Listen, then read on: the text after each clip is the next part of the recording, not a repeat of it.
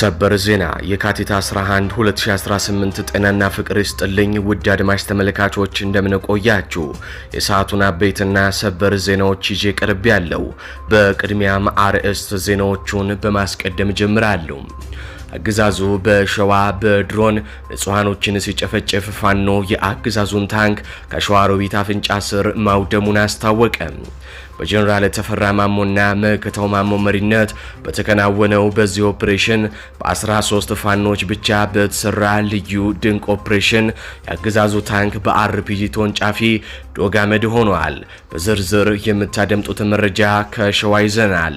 ወዲህ በወሎም ከባድ ውጊያዎች በበርካታ ቀጠናዎች የተደረጉ ሲሆን በርካታ የብልጽግና ወታደሮች ከመረፍረፋቸውን ባሻገር ከፍተኛ የጦር መኮንኖችና አመራሮችም የእሳት ራት ሆነዋል።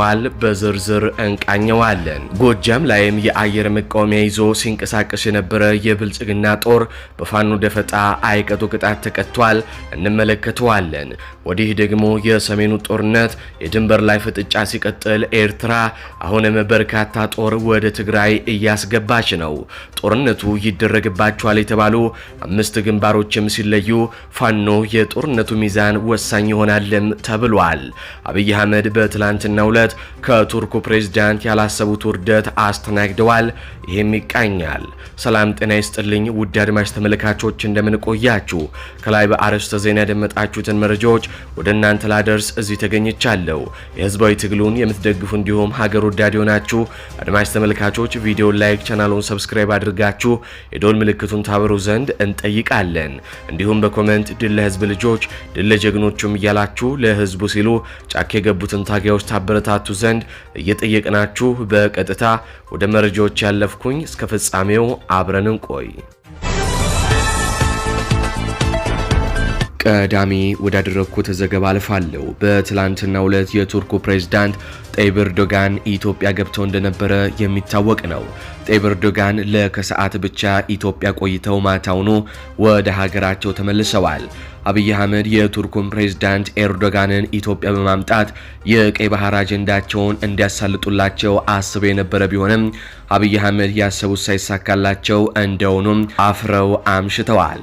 ኤርዶጋን ጦርነት አልፈልግም፣ ስጋቶች በንግግር መፈታት አለበት፣ የሌሎች ሀገራት ጣልቃ ገብነት አያስፈልግም ብለው አብይን ካስጠነቀቁ በኋላ የእራት ግብዣውን ቀዝቀዝም አድርገውታል። አብይ ለማስመሰል እንኳን ፈገግ ማለት አልቻሉም ነበር። በፕሮግራሙ ላይ የፊት ገጽታ በዲፕሎማሲው ዓለም ይተነተናል። በዚህም መሰረት አብይ አህመድ በራሳቸው ድግስ ላይ ያሰቡት ሳይሳካላቸው በኪሳራ ተደምድሞባቸዋል። እንግዲህ በትላንትናው ዕለት አብይ አህመድ ተመስገን ጥሩነህን እንኳን ሲቀበል የሚፍለቀለቀው ገጽታው የቱርኩን የመሰለ መሪ አግኝቶ ፊቱም ድምጹም ጨው ብሎ ውሏል። የፖለቲካ ተንታኞች ይህንን የፊት ገጽታ የዕለቱ የውጥረት ድባብ የሚያሳይ ብለውም ገልጸውታል። የቱርኩ ፕሬዝዳንት በብልጽግና መንደር ላይ ቀዝቃዛ ውሃም ቸልሰዋል። ኤርዶጋን ወደ ኢትዮጵያ የመጡት በተለየ ተልእኮ ነው። አቡዳቢና አዲስ አበባ ለመሄድ ነበር እቅዳቸው። የኤምሬቱ መሪ በጤንነት ችግር ምክንያት ኤርዶጋን ማስተናገድ እንደማይችሉ በመግለጻቸው ጉዞ ተሰርዞ በቀጥታ ወደ ኢትዮጵያ ነው የመጡት። ሁለቱ ሀገራት ላይ ያተኮሩበት ምክንያት ከሱዳን ጦርነት ጋር የተያዘ እንደሚሆን ለመደምደም የፖለቲካ ጠበብት መሆን አይጠይቅም። ግልጽ የሆነ ጉዳይ ነው። ኤምሬትስ ሀገር እያፈረሰች መሆኗ ዓለም አቀፍ ማህበረሰቡ ያውቀዋል። ሊቢያ ስትፈርስ መዶሻ ስታቀብል የነበረችው ኤምሬት ናት። የመን ብትንትኗ ሲወጣ ቤንዚን ስታርከፈክፍ ነበር። ሱዳንንም አሁን ልታፈርሳት ጀምራታለች። ልትጨርሳት ከጫፍ ላይ ደርሳለች። ሱዳንን ማፍረሻ ፕሮጀክት ውስጥ ደግሞ አብይ አህመድ ከኤምሬት ጎን ተሰልፎ እያቀጣጠለ ይገኛል። እንደፈለገች የምታዘው ስትጠራው አቤት ስትልከው ወዴት የሚላት ታማኝ አሽከሯ አብይ አህመድ ነው። ይህ የሱዳን ጉዳይ እነ ቱርክና ሳውዲ አረቢያን ከተኙበት እንዲነቁም አድርጓቸዋል። ባለፈው ሳምንት የሳውዲ አረቢያ ከፍተኛ ባለስልጣን የመጡትም አብይ አህመድ ከኤምሬትስ ጎን ተሰልፎ ሱዳን ላይ ያነሳውን ሰይፍ ወደ አፎቱ እንዲያስገባ ለመምከርና ለማስጠንቀቅም ነው። የኤርዶጋን አመጣጥ ከዚሁ ጋር ተመሳሳይ ነው። ሌላ ነገር የለውም።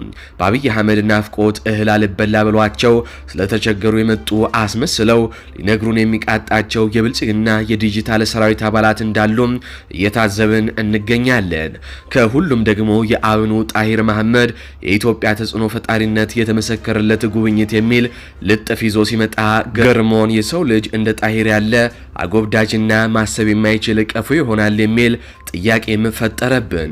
ሰው በዚህ ደረጃ ቂልና ጅል ሲሆን ያስደምማልም ያስደነግጣልም። ለማንኛውም ኤርዶጋን በዲፕሎማሲያዊ አነጋገር አብይ አህመድን አርፈ ተቀመጥ ብለውታል። አፍሪካ ቀንድ ላይ ችግር ማየት አንፈልግም ሲሉ ቆፍጠን ብለው ነግረውታል። ለቀጠናው ረባሽና በጥባጭ አብይ አህመድ እንዲህ አይነት ዲፕሎማሲያዊ ጥፊ አይጣል ነው። ለዚህም ነው አብይ አህመድ በትላንትናው ዕለት ልክ መጫወቻው እንደተቀማ ሕፃን ልጅ አኩርፎ ያመሸው። አብይ አህመድ በኤርትራ ሊጀምር ያሰበውንም ጦርነት ኤርዶጋን እንዲያስተጋቡለት አስብ የነበረ ቢሆንም ነገር ግን ኤርዶጋን ጦርነት አንፈልግም ሲሉ የአብይ አህመድን አጀንዳም አጣጥለውበታል። ይህ በእንዲህ እንዳለ ደግሞ የሰሜኑ ጦርነት ጉሰማ እንደቀጠለ ነው። የኤርትራና የአብይ አህመድ ኃይሎችም እንቅስቃሴያቸውን አጧጥፎ ድንበር ላይ ቀጥለዋል። በትላንትናው ዕለት ከ8 በላይ ተጎታች መኪናዎች ከአዲግራት ወደ ኤርትራ አቅንተዋል። እነዚህ ተጎታች መኪናዎች የሚንቀሳቀሱበት ዋና ዓላማ የኤርትራ ወታደሮችን ከኤርትራ ለማምጣት እንደሆነ የመረጃ ምንጮቻችን ጠቁመዋል። ትላንት ሌሊት 7 ሰዓት ጀምሮ የተለያዩ መሳሪያዎችን የጫኑ 9 ተጎታች መኪናዎች በባድሜ በኩል ወደ ትግራይ ክልል እንደገቡም ምንጮቻችን ጠቁመዋል። በርከት ያሉ የትግራይ ጦር አዛዦችና ሌሎች አመራሮች በራማ በኩል ወደ ኤርትራም ተሻግረዋል። የሻቢያ ጦር በትግራይ አብዛኛው ከተሞች ገብቷል። ህዝቡ ጦርነት ይነሳል በሚል ከፍተኛ ስጋት ውስጥም ገብቷል። በርካታ አመራሮችም ህዝቡን ጨው፣ በርበሬና ሌሎች ሸቀጣሸቀጦችን ከወዲሁ ገዝቶ እንዲያከማችም ትዕዛዝ ሰጥተዋል። በትላንትናው ዕለትም እነ ደብረጽዮን ገብረ ሚካኤል ጦርነቱ አይቀሬ መሆኑን የሚያሳይ በርካታ ንግግሮችን አድርገዋል። ይህ በእንዲህ እንዳለ ደግሞ ከወዲሁ ጦርነቱ ሊደረግባቸው የሚችሉ 5 ቀጠናዎች ይፋ ተደርገዋል። አንደኛ በአፋር ግንባር። ይህ ግንባር የብልጽግናን ኃይል በፍጥነት መቀሌ ወይንም አሰብ የሚያደርሰው መስመር ስለሆነ ብልጽግና በዚህ መስመር ጦርነት ሊከፍት ይችላል ተብሎ ይጠበቃል። ሁለተኛ የሰቆጣ ጭላ ግንባር። ይህ ቀጠና ከተንቤንና አበርገሌ አካባቢ በመነሳት በተራራማ የዋግና ላስታ ምድር የሚያስገባ ቀጠና ስለሆነ ሁሉም ኃይሎች ለጦርነት ሊመርጡት ይችላሉ። ሶስተኛ የጠለምት ተከዜ ወልቃይት ግንባር። በዚህ ግንባር የብልጽግና ኃይልና ተከዜ ዘብ በጋራ የተሰለፉበት ሲሆን የቲዲኤፍ ኃይሎች በ3 አቅጣጫ ኃይል አላቸው። የመጀመሪያው በጠለምት በኩል ለመግባት የሚሞክር ሲሆን ሁለተኛው በአዲ ጎሹ በኩል ለመግባት ኃይሉን አሰባስበዋል። ሶስተኛ በሱዳን ሸራሪ በኩል ያለው አርሚ 70 ነው። በኤርትራ ድንበር በኩል በጋሻ ባርካ ግዛት አማሃጅራ የኤርትራ ኃይሎች ይገኛሉ። በተለይ የኤርትራና የህወሓት ጦር በዚህ በኩል ጦርነቱን ለማድረግ ዝግጅታቸውን ጨርሰዋል። የአብይ አህመድን መንግስት በጠላትነት የፈረጁት የሱዳን ኃይሎችም በዚህ በኩል ጦርነቱ የሚጀምር ከሆነ በዚህ በኩል ገብተው የአብይ አህመድን ጦር ሊወጉ እንደሚችሉም ይጠበቃል። ታዲያ በሰሜኖቹ ኃይል በኩል ጦርነቱ በዚህ በኩል ቢጀመር ለነሱ አሸሼ ገዳሚ ነው የሚሆንላቸው። አራተኛ የራያ ዋጃ አላማጣ ግንባር። በዚህ መስመር ተፋላሚ ኃይሎች በቅርብ ርቀት የሚታዩበት አካባቢ ነው። ከወልዲያ ቆቦ መስመር ጠንካራ የፋኖ ኃይል ያለበት ስለሆነ የብልጽግና ኃይል ከትግራይ ኃይሎች ጋር ብቻ ሳይሆን ከፋኖች በኩልም ፈተና ያጋጥመዋል። በአሁኑ ዙር ጦርነት ብልጽግና ወደ መቀሌ ለመሄድ እንደ ግራ ካሱ ያሉ አስቸጋሪ ቦታዎች ያሉበት ይህንን መስመር የሚመርጠው አይመስልም። ቲዲኤፍ እና ፋኖ ጥምረት የሚፈጥሩበት ከሆነ ደግሞ አንዱ ግንባር ይህ በመሆኑ የብልጽግና ኃይል ስምሪት በተለይም በአፋር ጭፍራ መስመር ያለውን ሊያዛባበት ይችላል። በሁለት ቀን ብቻ የብልጽግና ጦር ጭዳ ሊሆንም ይችላል። አምስተኛው ግንባር ከመተከል ቋራ መተማ ያለው የሱዳን ድንበር። በዚህ መስመር የፋኖ ኃይሎች የተወሰነ የሱዳን የአል ቡርሃን የኤርትራና የአርሚ 7 ጦር ጋር የሚቀናጁበት ግንባር ነው ተብሎም ይጠበቃል። እንግዲህ እነዚህ 5ቱ ግንባሮች ጦርነቱ ይደረግባቸዋል ተብለው የሚታሰቡ ግንባሮች ናቸው። በ5ቱም ግንባሮች የሰሜኖቹ ኃይል ከፍተኛ የበላይነት የሚያገኙ ይመስላሉ። በተለይም ደግሞ የፋኖ ኃይሎች የቀጠናውን ውጊያ ለመወሰን ትልቁን ቁልፍ ይዘዋል። ፋኖ አጋጣሚውን እንዴት ይጠቀመዋል? አብረን የምንመለከት ይሆናል። አሁን በቀጥታ ከአማራ ክልል ወዳገኟቸው አበይትና ሰበር የጦር ግንባር መረጃዎች አልፋለሁ። በሸዋሮቢት የታየው ድንቅ ኦፕሬሽን የጀነራል ተፈራ ማሞና የአርበኛ መከታው ማሞ ጥምረት የአገዛዙን ታንክ ዶግ አመድ ሲያደርገው የአገዛዙ ጦር በንጹሃን ላይ የድሮን ድብደባ ፈጸመ። የጀግኖች ጥምረት በሸዋ ምድር ተአምር ሰራ። የአማራ ፋኖ የአሳምኖ እዝና የሸዋ ጠቅላይ ግዛት እዝ ልዩ ኮማንዶዎች ትላንት ምሽት በሸዋሮቢት መውጫ ላይ በሚገኘው የአገዛዙ የጦር ካምፕ ላይ መብረቄ ጥቃት ሰንዝረዋል። ይህ በከፍተኛ ወታደራዊ ጥበብ የታጀበ ኦፕሬሽን ለረጅም ጊዜ በአካባቢው ማህበረሰቡ ላይ የሞት እሳት ሲተፋ የነበረን ታንክ ዳግም ለማይንቀሳቀስበት የሲኦል እሳት ዳርጎታል። ይህ ልዩ ተልዕኮ በወታደራዊ ሳይንስ በተግባር ልምድ በበለጸጉት በጀነራል ተፈራ ማሞና በአርበኛ መከታው ማሞ ስልታዊ አመራር ሰጭነት የተመራ ነውም ተብሏል። ጥቃቱን የፈጸሙት ከአሳምነው እዝና ከሸዋ ጠቅላይ ግዛት እዝ የተወጣጡ 13 የተመረጡ ልዩ የፋኖ ኮማንዶዎች ናቸውም ተብሏል።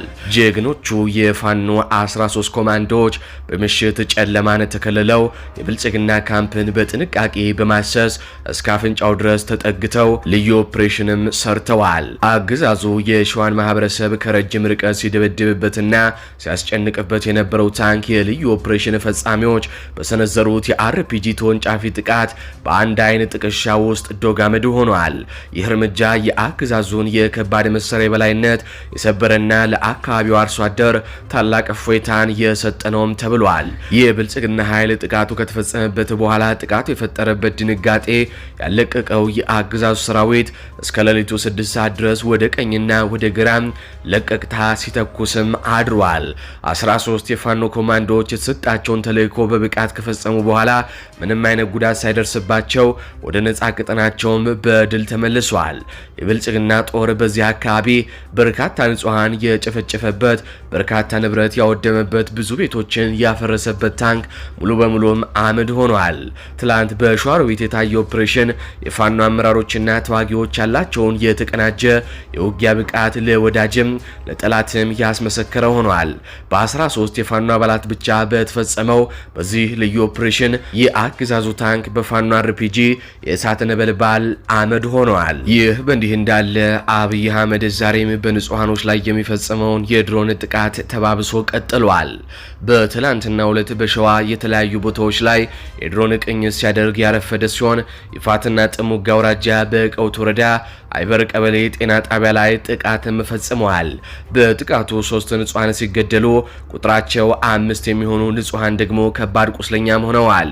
ከጥቃቱ ሰለባዎች መካከል ሴቶችና ህጻናትም ይገኙበታል። በውድቀት ዋዜማ ላይ መሆኑን በመረዳት ተስፋ የቆረጠው የፋሽስቱ አብይ አህመድ አገዛዝ ሰሞኑን በሸዋ ጠቅላይ ግዛት እዝ ከሰሞኑ በርካታ ቦታዎች ሽንፈት የተከናነበ ሲሆን የጀግኖቹን በትር መቋቋም አልችል ብሎ የውር ድንብር የሚያደርገውን እንቅስቃሴ በማቆም ከተማ ተፋሰስ ውስጥ ተወሽቆ ያለ ቢሆንም የበቀል ጥማቱን ለመወጣት ንጹሃኖችን ኢላማ ያደረገ ጥቃቶችንም እየፈጸመ ነው።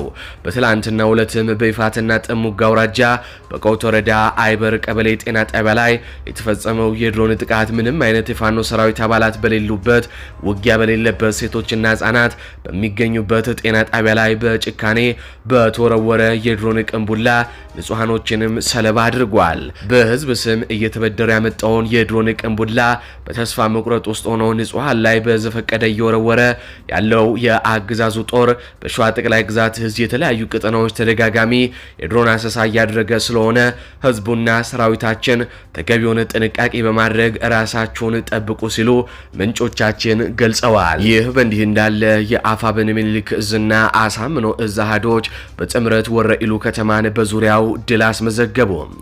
አፋብን ምኒልክ እዝና አፋብን አሳምነው እዝ በጋራ በመሆን የአገዛዙን አብይ አህመድ ጡት ቆራጭ ኃይል በወረኢሉና በሰኞ ገበያ ሁለቱ እዞች ከምሽቱ 12 ሰዓት ጀምረው እስከ ሌሊቱ 7 ሰዓት በዘለቀ ውጊያ በጥምረት የብልጽግና ምሽግን በአስደናቂ ሁኔታ በመስበር አይቀጡ ቅጣት በመቅጣት ድል ተቀዳጅተዋል። ምኒልክ እዝ ልጅ ኢያሱ ኮርና አሳምነው እዝ አጼ ዘርዓ ያዕቆብ አንደኛ ኮር በጥምረት ታሪካዊቷ ወረኢሉ ከተማና ሰኞ ገበያ ከተማ ላይ በርካታ የአብይ አህመድ ዙፋን አስጠባቂ መከላከያና ራሱን ጥምር ጦር ብሎ የሚጠራ ሆዳደር ሙትና ቁስለኛ በማድረግ ድል አስመዝግበዋል። አመራርና የጦር መኮንኖች ጭምር የተደመሰሱ እንዳሉ የውስጥ ምንጮቻችን የገለጹ ሲሆን ከሞት የተረፉት አንድ አምቡላንስ፣ አንድ ኦራል ቁስለኛ ወደ ደሴም ተወስደዋል። በዚህ የተበሳጨው የአገዛዙ ወንበዴ ቡድን በከተማዋ ዙሪያ ያሉ ደኖችን ፋኖ ይደበቅባቸዋል በሚል ጭንቀት እያቃጠላቸውም ይገኛል። እዚሁ ወሎ ላይ ስንቆይ በአማራ ሳይንት ግንባር ድል ተመዘገበ። የኮሎኔል ደሳለኝ አጃቢም አንድ ጥርጥር ክላሽና ማርኮቭ ሽጉጥ ይዞ ወደ ፋኖ ተቀላቅሏል። የአፋብን ምስራቅ አማራ ቀጠና ሚኒሊክ እዝ ንጉስ ሚካኤል አሊኮር አማራ ሳይንት መቅደላ ክፍለ ጦር ታቦር ሻለቃ ፋኖች ወደ ጓሜዳ ቀጠና ለመግባት በርካታ ኃይል ከዙ 23 እና ሞርታር ጋር በተሽከርካሪ ጭኖ የመጣውን የአገዛዙን ሰራዊት በመመከት በመልሶ ማጥቃት ታሪክ ሰርተዋል። በትላንትና ሁለት አማራ ሳይንት ወረዳ ውስጥ በተለምዶ መለስ ሳንቃብር ተብሎ ወደሚጠራው ቦታ በመጠጋት አንድ ዙ 23 ሁለት ሞርተርና 6 ድሽቃ አጥምዶ የታቦር ሻለቃ ፋኖችን ጥሶ ለማለፍና ጓሜዳ ታዳይ ከተማ ለመግባት ያሰበውን የብልጽግና ኃይል የአማራ ሳይንት አናብስቶች በጀግንነት ተፋልመው ወደ መጣበት የመለሱ ሲሆን በከባድ መሳሪያ በታጀበው በዚህ ትንቅንቅ የብልጽግና ኃይል ቁጥራቸው ያልታወቁ በርካታ ወታደሮችን አሳጭዶ መመለሱን ፋኖን የተቀላቀለው የኮሎኔል ደሳለኝ አጃቢ ተናግሯል። የታቦር ሻለቃ አባላት በፊት ለፊትና በጀርባ በኩል ተሰልፈው የብልጽግናን ኃይል ከፍተኛ ሰብአዊና ቁሳዊ ጉዳት አድርሰውበታል። ከጀርባ በኩል ወደ ሳይንት አጅባር ከተማ በመቅበር የጎዳ ተብሎ በሚጠራ ቦታ ላይ ጥቃት በመሰንዘር የጠላትን ኃይል ሞትና ቁስለኛ ሲያደርጉት የብልጽግና ኃይል የመሸገበትን ቦታ በብርሃን ፍጥነት በመልቀቅ ወደ መጣበትም ተመልሷል። ውጊያው በፋኖ ድል አድራጊነት እንደተጠናቀቀ የብልጽግና ኃይልን በመክዳት ወደ ታቦር ሻለቃ የተቀላቀለው የኮሎኔል ደሳለኝ አጃቢ በአማራ ሕዝብ ላይ እየተፈጸመ ያለው ግፍ ወደ ፋኖ እንድመጣ ሊያስገድደኝ ይችላል ያለ ሲሆን ሌሎች የቀድሞ ጓዶችም የውጊያ ሞራል እንደሌላቸው ገልጿል። አጃቢው አክሎም የበፊቱ መከላከያ አሁን ላይ የለም፣ ይልቁንስ አሁን ያለው ሕዝብ ጠልና ዘራፊ እንዲሁም ፈሪ ኃይል ነው። ይህን ኃይል ደግሞ በቀላሉ ማሸነፍ ይቻላል ሲልም ተናግሯል። አፋብን ያወጣውን የምህረት አዋጅ ሰምቶ ወደ ፋኖ መቀላቀሉን ነው የኮሎኔሉ አጃቢም የተናገረው። አድማጭ ተመልካቾቻችን በትላንትናው ዕለት አንድ የፋኖ ስልጠና ቪዲዮ ወደ እናንተ ማድረሳችን ይታወቃል። ከዚህ ጋር በተያያዘ በርካቶች እንዳልተመለከታችሁት ተመልክተናል። ስለዚህ ቪዲዮውን አሁን ቅንጫቢ እናሳያችኋለን። በቀጥታ ወደ ቻናላችን ገብታችሁ ደግሞ ሙሉ ቪዲዮ እንድትመለከቱ እንጋብዛችኋለን።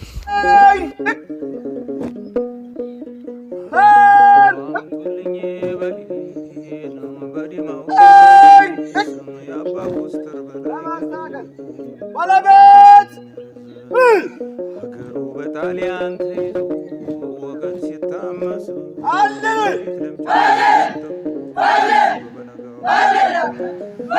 ተኳኩስና ቴዋ አደባና ያበሳይ አንበሳ ሲለውጥ የሚነስ ለጠላት የሚያስፈናንቅ ለወገን የሚያቆም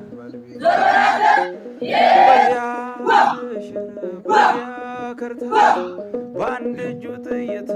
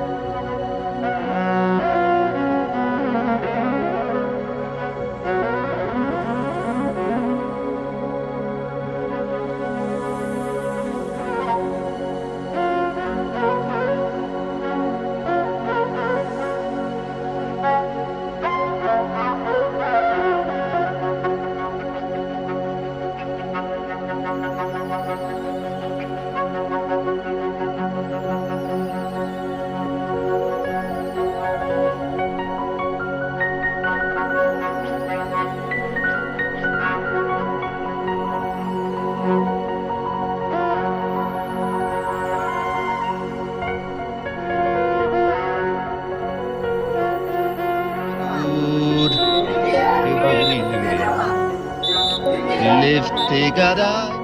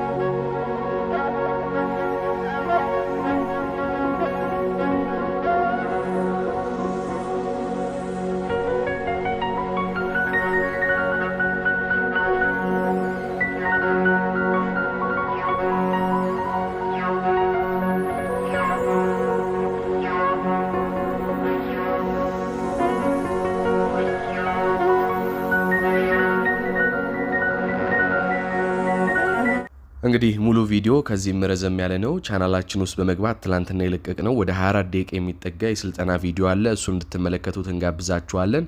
እንግዲህ የፋኖ ኃይሎች በዚህ መንገድ እንዴት ብቁ ሆነው እንደሚሰለጥኑ ትመለከቱበታላችሁ። እንድትመለከቱት ጋበዝናችሁ። አድማጭ ተመልካቾች ለሰዓቱ ያስኩላችሁ ዘገባዎች እነዚህን ይመስላሉ። በዜናዎቻችን ላይ ያላችሁን ሀሳብ አስተያየት በኮሜንት መስጫ ስር አስፍሩልን። እንዲሁም በዝግጅታችን ክፍል ላይ ያላችሁን ሀሳብ አስተያየት ምን ይጨመር ምን ይቀነስ የሚሉትንም በኮሜንት መስጫ ስር አስፍሩልን። እንዲሁም ቪዲዮውን ላይክ፣ ቻናሉን ሰብስክራይብ በማድረግ አጋርነታችሁንም እንድታሳዩን እንጠይቃለን። እንዲሁም ላልሰሙ እንዲደርስ ሼር በማድረግ ለበርካቶች ተደራሽ ታደርጉን ዘንድም እንጠይቃለን። በቀጣይ በሌሎች ዘገባዎች እስካገኛችሁ ድረስ ቸር ያሰማን።